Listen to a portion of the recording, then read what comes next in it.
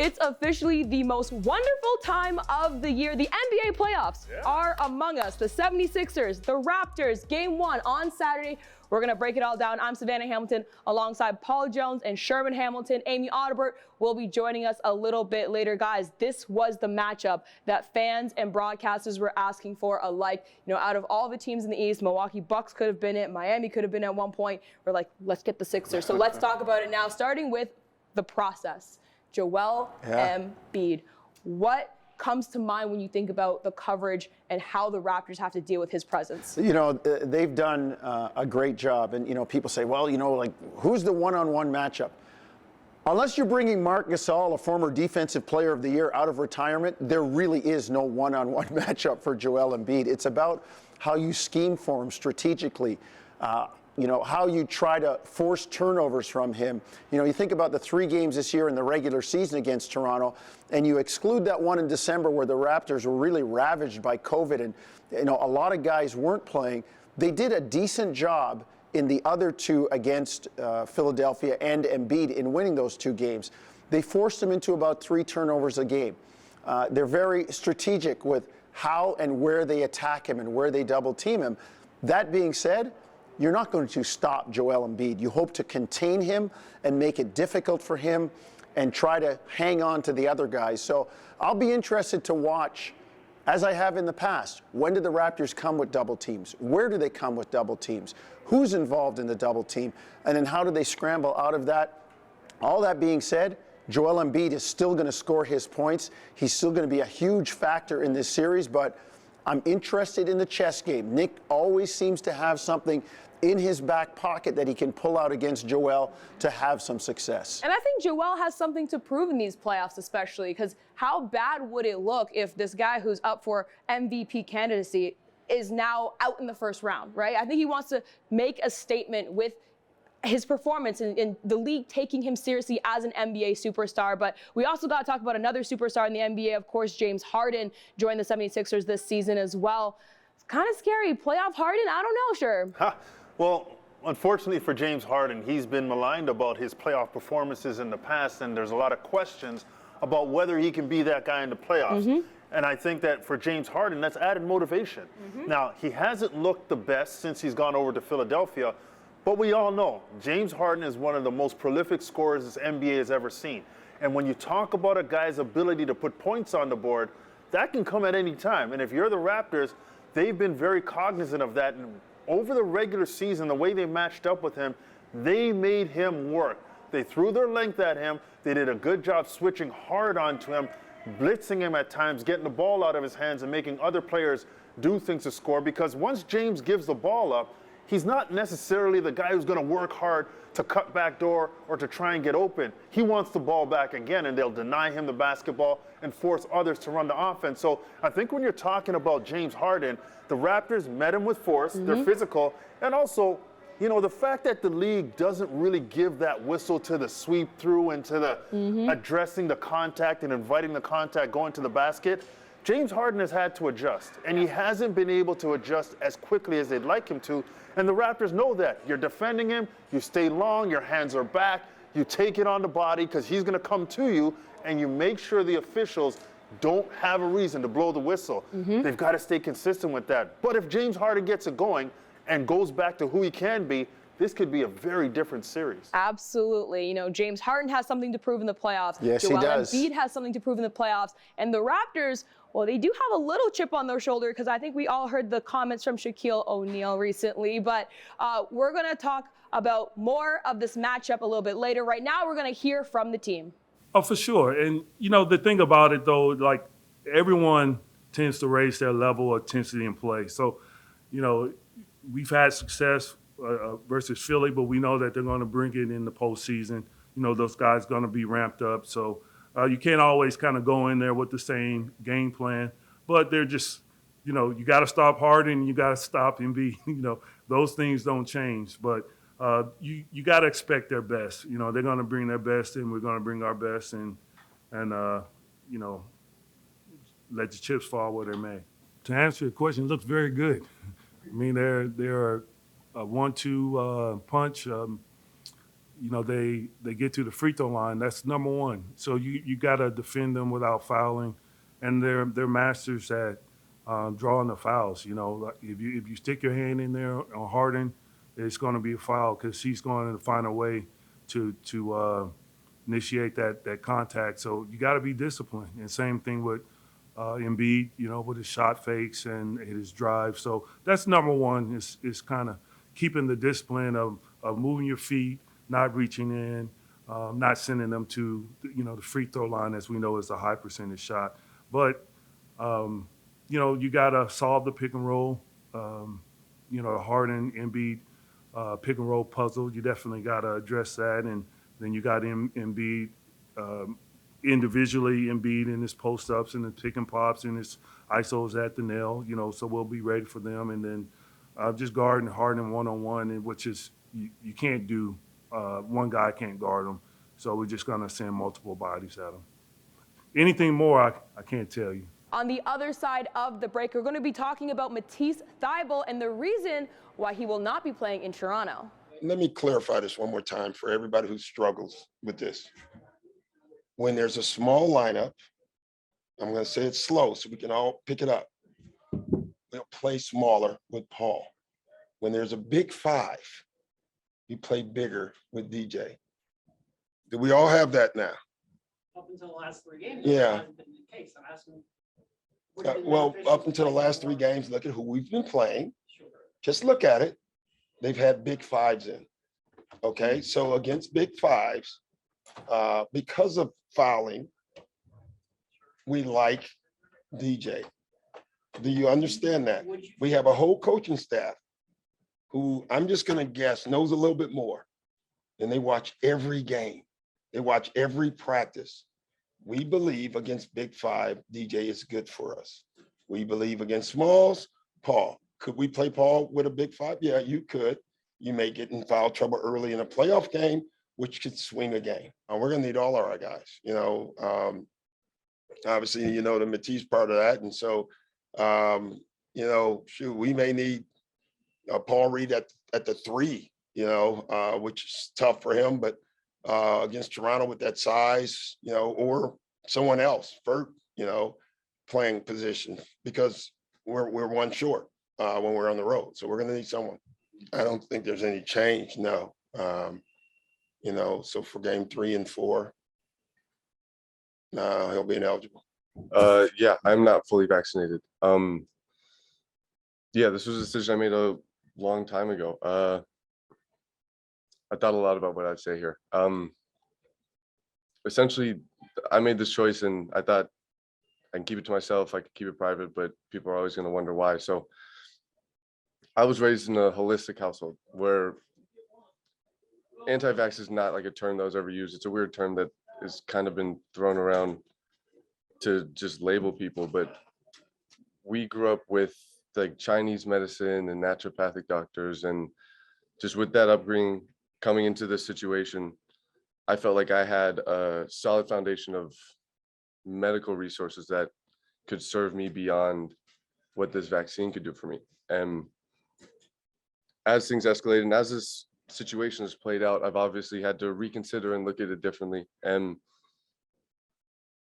to that point, it got to the point last year during the playoffs, where I did actually consider getting vaccinated and went through with getting the first shot, the first dose, because at that point I was under the impression that getting vaccinated would mean that I could not get the disease and transmit it to other people. And I felt like if I'm going to be a part of society in the position I'm in, I need to do what's right for the greater good.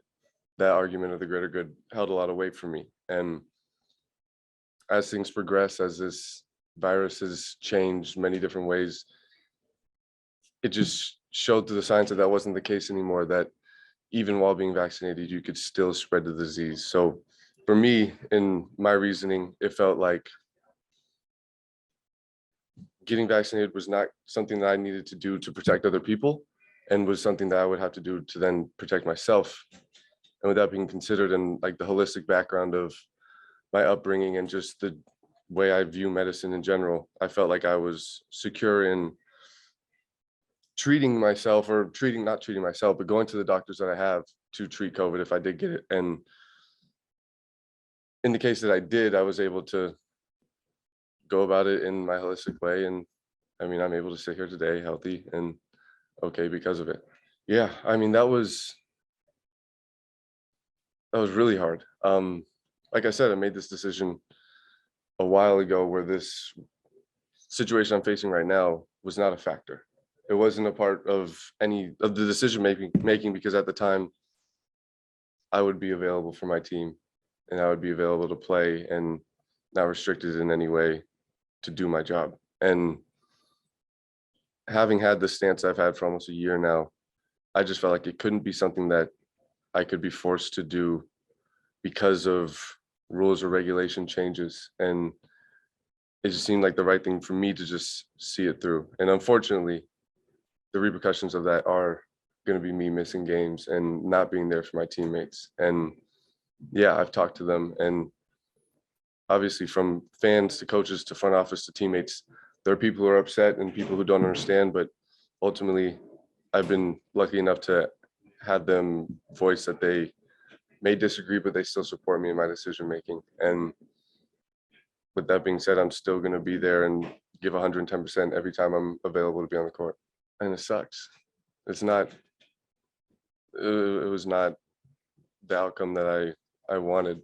Yeah, it's always hard not to be available, whether you're injured or whatnot. It's hard to watch your guys go out there and fight without you, but I believe in them without me just as much as I believe in them with me. I think that we've got as good a chance as any to make a run to the championship, and I trust these guys to take care of it when I can't be there on the court with them. Jonesy, we got to talk about Matisse Thybulle because he will be with the 76ers for game 1 and 2 at home, but due to COVID restrictions and some border issues, he will not be playing in games 3 and 4 in Toronto. Where does this leave the 76ers? Well, they're missing one of their, well, maybe their best one-on-one individual wing defender. He's long, he's athletic, he makes it difficult. There are times when you don't have to double team because he can guard a guy by himself. And his primary target most of the time is Pascal Siakam. Now, in instances, Pascal's only shot 42% against Matisse. He makes it difficult. He makes you work. And without having him for games 3 and 4, that's an adjustment that Doc Rivers has to make. And I think we're going to see some of that in games 1 and 2 when Thybulle goes to the bench.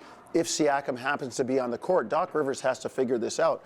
At the other end, Thybulle's a guy that can make a three-point shot for you.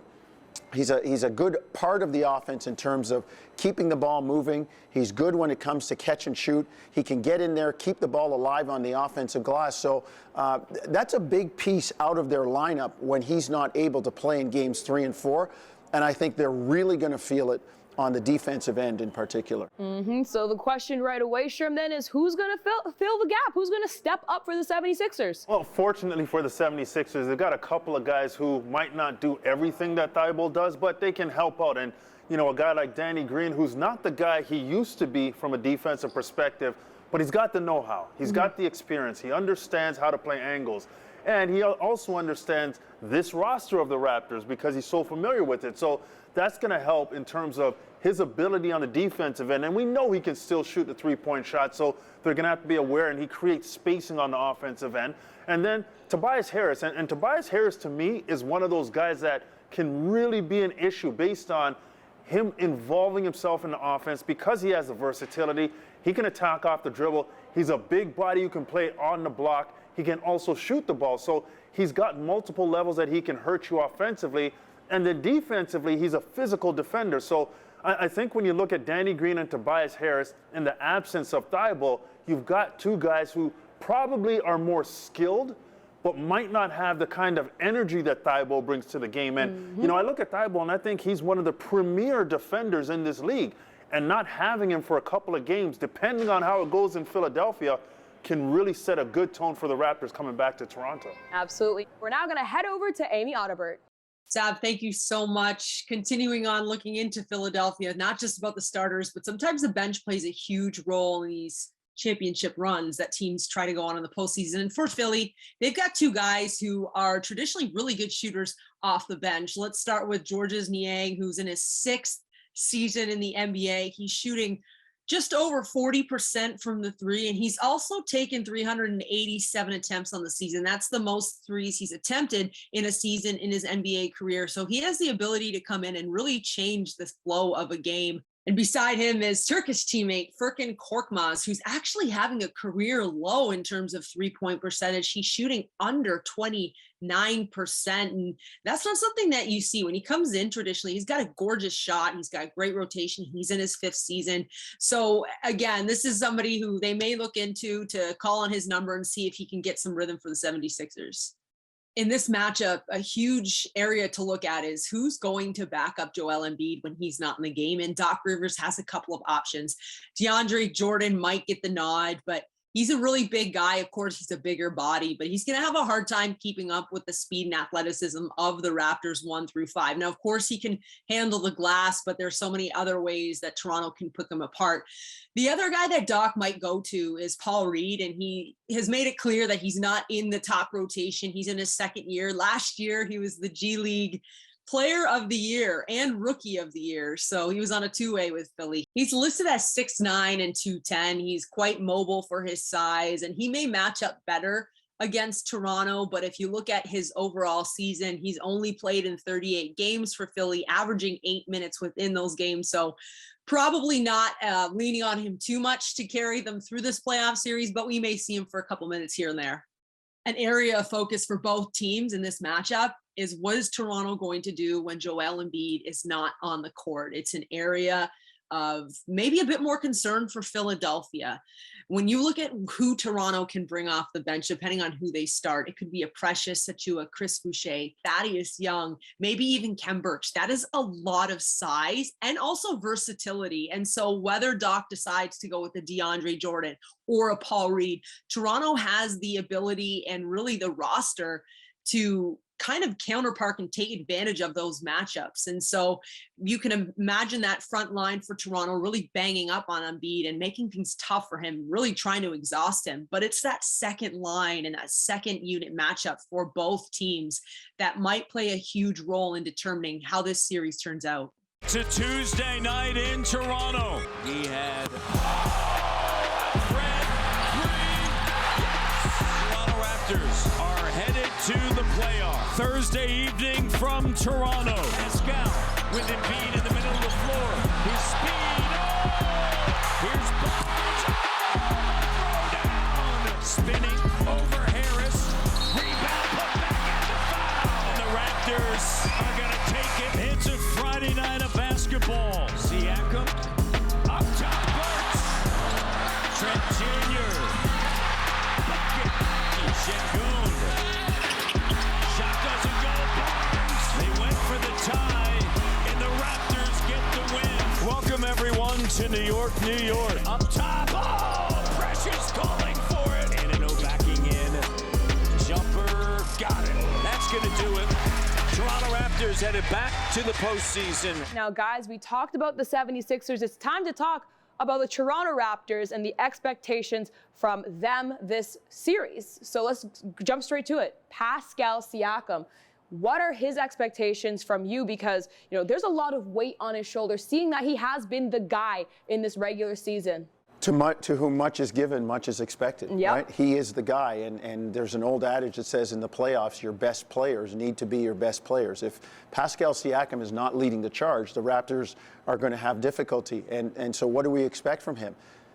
He's shown you there's been a precursor, a plan laid out from before this series. You look at the way he's played, especially since the All-Star break and going into the All-Star break, a guy who has the ball in his hands, and he's playmaking and scoring and finishing for his team. If he gets into the paint, he's going to be trouble in there. He's scoring with both hands. He's making short jumpers. If you run at him, he starts to kick it out. And now guys that space the floor, OG Anunoby, Fred VanVleet, Gary Trent Jr., these guys are going to get opportunities. So the ball's going to be in Pascal's hands. And this is something that people have always wondered about. Could he be the guy that is able to lead the Raptors? Could he be the man? When they won the championship, there were other guys around, Lowry, Kawhi Leonard. There were other people around, Marc Gasol.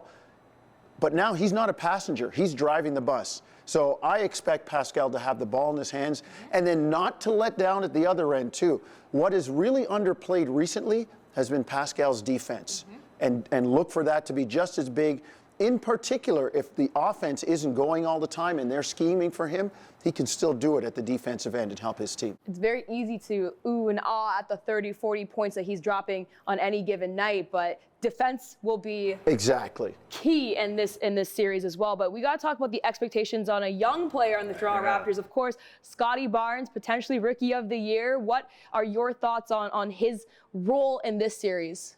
I'm going to put it this way. Scottie Barnes, to me, this season has shown that he's not the guy that needs to walk it in from the shoreline. You can drop him off in the middle of the water, and he's going to find a way.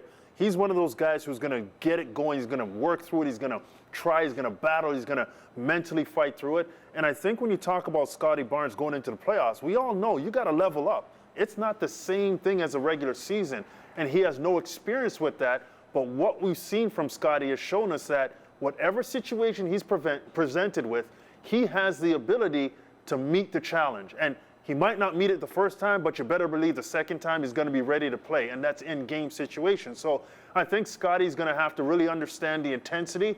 And once he gets that level of the intensity, I think he's going to be what he is. He's going to be aggressive. He's going to impact winning. He's going to defensively have presence. And offensively, he's going to be relied on to score and move the basketball and be a presence in the blocks as well. So I'm excited to see what Scottie does. I have a lot of confidence in what he's going to be able to do based on the body of work we've seen through 82 games. But I will say this, once he gets the understanding of what the playoffs is and he's able to respond, look out. It's lights out, because at this young age, if he can kind of get his footing in the playoffs early, the Raptors become a very different team. Absolutely. You know, we talk about Pascal. We talk about Scottie Barnes. We could talk about Fred VanVleet, too. Shout out to Fred. He's always a big part of what they do. Absolutely. But I kind of want to talk a little bit about OG Anunoby's role in this series, because I think defense, as you mentioned, is going to be so integral against the 76ers. So he's going to cause a lot of problems with his physicality. And sure, he's still an offensive contributor. We probably actually don't recognize that as much with him. He's averaging 17 points a game this season, which will come in handy to stretch the floor, as you mentioned as well. But his physicality down low and switchability, once again, is going to be key for this series. So you could watch Game 1 Saturday at 6 p.m. From myself, Savanna Hamilton, Paul Jones, Sherman Hamilton, Amy Audibert, Jake, Armando, and Garth, thank you for watching another episode of Raptors Today.